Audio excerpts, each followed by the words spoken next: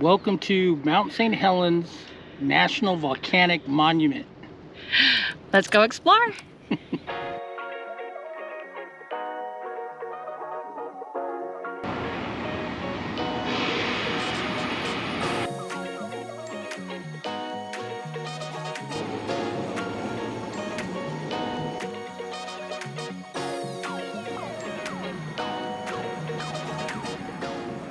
Hey, good morning. We're on our way to Mount St. Helens. So the dip we mentioned in our last video was my cousin's family getting ill. So the 2 days we were to spend with them had to be replanned. One for hunting trolls and one for Mount St. Helens.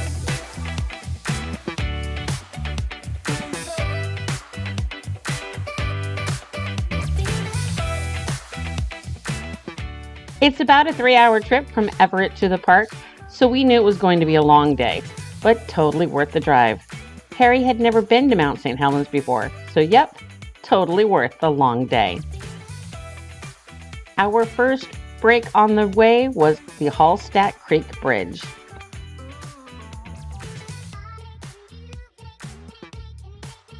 We stopped off at Hallstatt Bridge, one of my favorite bridges ever. And let's go find another pullout and see what we can see. It's the largest and highest bridge along Washington State's Spirit Lake Memorial Highway. It is a deck truss bridge with a main span of 600 feet and was opened in 1991 when the new highway was built to replace the original highway that was destroyed by the eruption of Mount St. Helens in 1980. There are also trails here if you need a stretch. It's not too far past there that you begin to see the valley created by the eruption. We knew that the Johnson Observatory was closed, but we still had a lot to explore, starting with the Learning Center. Okay, so we're at the Mount St. Helens Learning Center. I'm walking up to the elk viewing area to hopefully see elk. Imagine that. Elk at the elk viewing center. Let's see. It's an incline to get to the top, but totally accessible.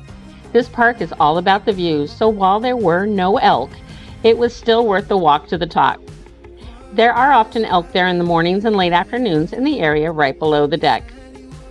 This is where we begin to learn all about the science of it all, starting with the trees. Of the 3 science-based centers we visited, this was the one we found most informative, so make sure to carve out some time for it, especially if you have kids, since there are several interactive displays for them here. These centers are definitely theme-based. This one really makes the focus all about the trees and the animals affected by the eruption and how it is all managed. It is quite sobering to learn about the eruption and find out that it could very well happen again. Mount St. Helens is the one peak in the Cascades that is still considered the most likely to erupt sometime in the next 50 years. We were surprised to not only learn about how many different types of trees there are in this area, but how the Forestry Service works in conjunction with the logging industry to manage these forests and make sure it's a sustainable process. This is a fun interactive that teaches you all about that process. You're given all sorts of options on how you're going to make your forest sustainable, always at a cost, as well as challenges, including the Wheel of Doom.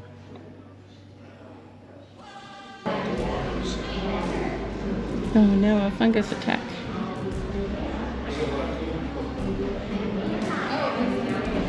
All right. Oh my gosh.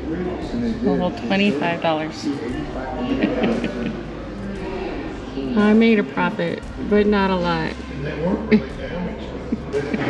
Okay, Harry's playing the same game. Let's see how he does. You have to pick a number 2. Which one are you going to do?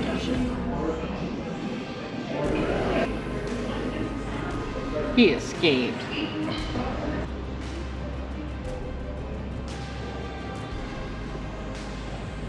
Oh my gosh, is he the luckiest person ever? Well, he only made $10 more than me.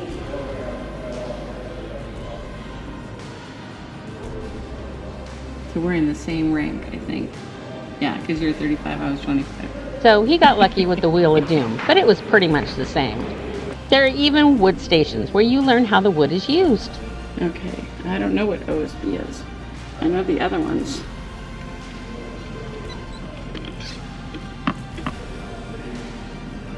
Well, now we know. Thousands of birds, mammals, reptiles, amphibians, and millions of hatchery fingerlings were lost in the eruption. But there were small plants and trees beneath the snow and roots protected by the soil that managed to survive. Sustainability is a huge point of pride with the Forestry Service here. As trees are cut for logging, they are replenished with seedlings. We saw this all over Washington State, where there would be a small patch of stumps that were starting to deteriorate into the ground side by side with the new seedlings taking hold. This careful conservation was the backbone that supported the species returning and thriving again in this area. Marmot.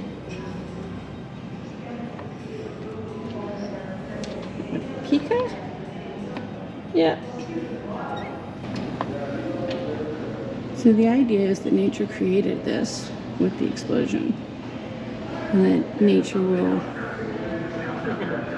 completely reshape it over time. The landscape devastated by the eruption has now evolved into a rich and diverse habitat for both plants and animals. Portable radio transmitter. It's so hard to imagine this happening, so we stepped in to watch the movie to get a better feel for it.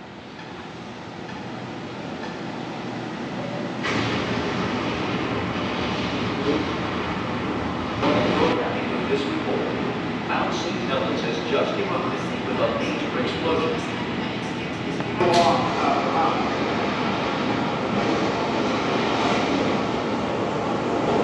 A significant piece of information is that the Tougal River has a log jam and a wall of water about 6 feet high moving toward I-5. Most of the smoke that you see right here is headed to the northeast, and Yakima, Washington has reported that the sky is completely blacked out. So this is the discovery room. We can come in and see all sorts of wonderful stuff.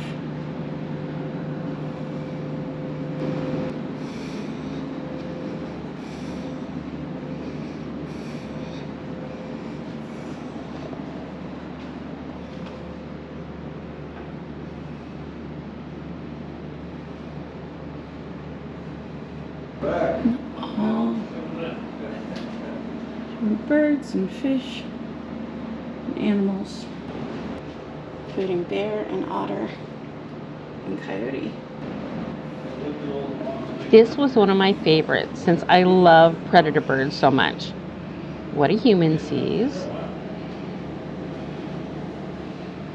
and what an eagle sees. Too cool. Oh, listen to the kids.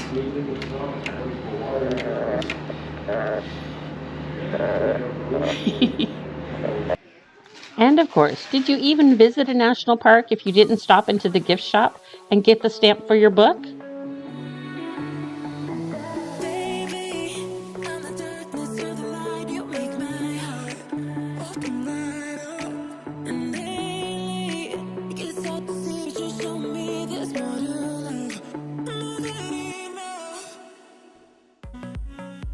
For us, the next stop was all the way to the top. It's about 19 miles from the Learning Center to the Johnston Ridge Observatory, but we had found out that it was closed due to a landslide and won't reopen till sometime in 2027. So we turned around to drive the 10 miles to the next center, and it was far from being torture to do so because of all of the wildflowers. From daisies to foxglove to lupin to yellow monkey flower, it was its own explosion of color. The first time I visited was in August of 2003, and we were up here super early in the morning with the wildflowers all in bloom and the sounds of a coyote family waking up and calling to each other. It was on that trip that I was gobsmacked by the views from the back of the Science Center at Coldwater Creek, and I could not wait to share it with Harry.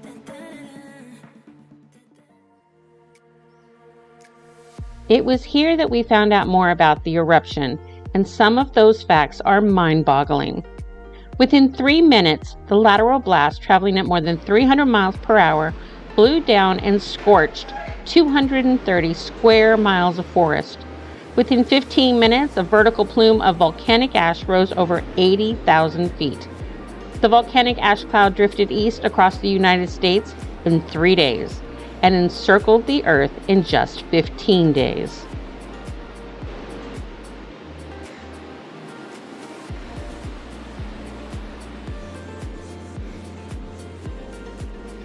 This time of year, along with fields of wildflowers and trails you can hike, you can see remnants of that blast in the tree trunks and amongst the flowers, their jagged chips reminding you of the force of that blast. For me, these are the best views of the park. From this deck, you can see Castle Lake, Toutle River, and Spirit Lake, along with the stunning views of the mountain.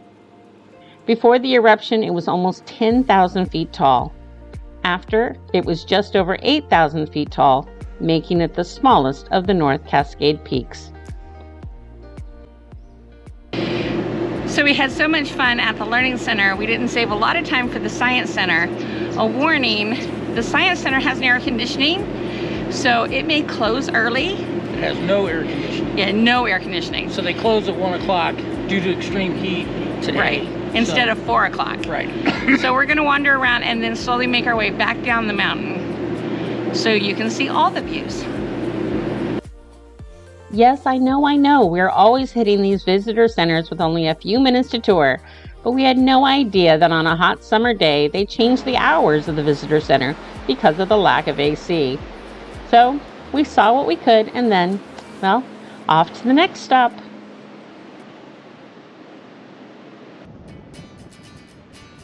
Fortunately for us, there is lots of places where you can stop, enjoy, take a walk, see all the views and the wildflowers. It's really easy to spend an afternoon here and just take in the beautiful. I can't recommend this place highly enough if you happen to be in central Washington State. So there are numerous viewpoints here showing you all the different angles of Mount St. Helens and the pathway, the debris, and there's a lake and a river. All of that can be seen from these different viewpoints. So you're going to want to stop often and take a look. And this time of year, we're here on July 8th. There's wildflowers just everywhere, as you've seen in all the videos. Let me show you more of them. If you take one of the paths, you will find informational plaques along the way that will give you the opportunity to not just learn about the eruption, but of how the area is still in recovery and how that process works and how successful it has been. So even if you don't step inside a visitor center, you can still learn about this amazing place.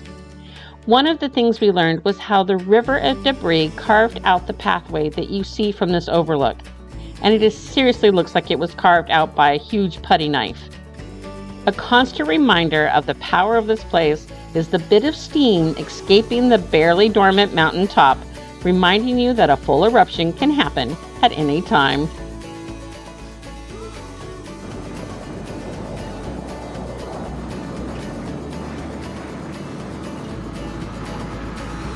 While no visit to a national park or monument is complete without the stamp in the passport book, it's also not complete without a picture at the official sign.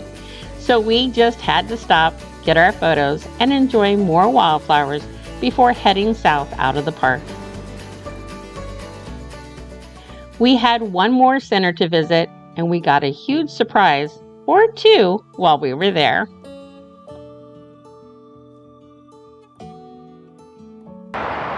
All right, so long before you ever get to Mount St. Helens, there's a Mount St. Helens Visitor Center. Where would you say this is located? Just on the outside of Toutle? Toutle? Before you get to Toutle. Toutle? And look at this view that it has. Our first surprise was this incredible view. Our second came in the form of a ranger. So, you think this is what it looks like right now? No. No. So that's this is a before picture. Yes. Okay. Pre-1980. If you could imagine coming here as a kid, going up and swimming in a lake and sailing and kayaking. There were lodges, Boy Scout camps, Girl Scout camps, cabins that people owned all along Spirit Lake. Okay. So before, looked like this. Oh, yeah. And then after, in March 1980, the end of March, this started growing, or expanding. So basically what's underneath is this magma chamber. And the magma is flowing up, pressure is building. And this bulge, or cryptodome, started expanding. But there were a lot of scientists who did predict that if this blew, if a landslide occurred, which is what happened, and slid this dome down, and then it would expose the magma chamber and cause an eruption. So, instead of erupting straight up, because of this dome forming on the side, it erupted laterally. This was right after the eruption, and you can see the difference between these two photos. Yeah. So what came out of that volcano were a couple things. So these are both lava rocks. This one, you can hold it. What's it feel like? It feels like something is inside, like made up inside. Yeah, there's a lot of air bubbles, air pockets inside. This one might need some help. It's a little heavier. Yeah. That one is pretty heavy. Well, that's like a pumice But they stone. both come from, yeah, it is a pumice. Okay. Yeah. So have you ever had a Coca-Cola bottle and you shake it up? Yeah. And then that foam at the top? That's kind of what that is when it comes out of the volcano. There's no Coca-Cola in the volcano, but in the same way, lava reacts kind of the same way when it forms pumice. It comes out and it's foaming, and that's why there's all these air pockets in it, and that's what makes it so light. So that's why it was so destructive. The landslide came down from the mountain and went into Spirit Lake. So because of all that mass and debris that came down into the lake, it created an 800-foot wave. So that wave went up over the ridge line, and then it had to come back down into Spirit Lake. When these rocks come out of the volcano, it smells of sulfur. Oh, okay. Right? Like, okay. Right. Right now, they don't necessarily smell because they've been like aired out and all that, right? But like immediately you would smell sulfur. So he basically predicted what was going to happen. That landslide that happened went into Spirit Lake, causing a lahar, which is our little thing here, which is a volcanic mud flow. Oh, wow. Basically that's our little thing to show kind of what a lahar would look like. So it picks up all the water, the ice, glaciers melting, and goes into the river. Lahar is like was the simultaneous aftermath of the landslide. Gotcha. So the landslide triggered the lahars going down the river, basically hot cocoa coming down. Because this wasn't just muddy, it was hot. It was hot. Right? Each year, as many as 60 volcanoes erupt around the globe, some exploding with havoc after eons of dormancy. The Cascade Mountains of the Pacific Northwest encompass a range of hundreds of volcanoes, some towering above the surrounding forest and very active. And then there's Mount St. Helens, where in the spring of 1980, the violent side of its volcanic nature stunned the world and provided an unforgettable view of a volcano's cycle of chaos and creation. The magnitude 4.2 earthquake was on March 20th, 1980. It signaled the reawakening of the volcano after 123 years. It erupted again in 2004 and could very well happen again soon. During the past 4,000 years, Mount St. Helens has erupted more frequently than any other volcano in the Cascade Range. The fact that it is still so active is scary, yet impressive.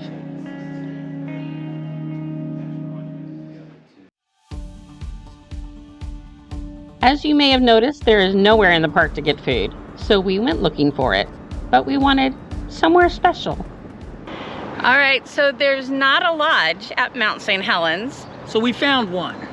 Let's go into McMenamin's at the Kalama, somebody correct me if I'm wrong, Harbor. All right, let's go on inside.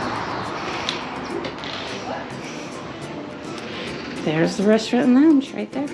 Opened in 2018, the lodge was designed to be reminiscent of the Pioneer Inn in Lahaina on Maui, which was tragically destroyed by wildfires on August 9th, 2023. As you make your way through the 3 floors, you will find art, local history, and even secret rooms.